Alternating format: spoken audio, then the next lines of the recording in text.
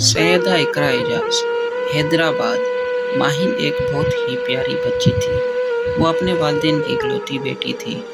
وہ روزانہ صبح اسکول جاتی اور گھر واپس آ کر کام کاج میں اپنی امی کا ہاتھ بانٹتی۔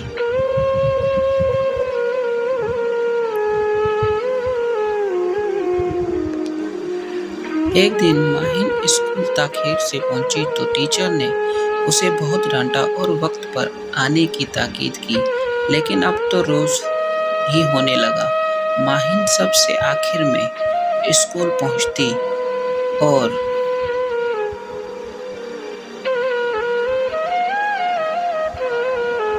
مس سے خوب ڈانٹ کھاتی، لیکن اصل وجہ نہیں بتاتی تھی کہ کہیں اسے بہانہ نہ سمجھ لیا جائے۔ پھر ماہین پورے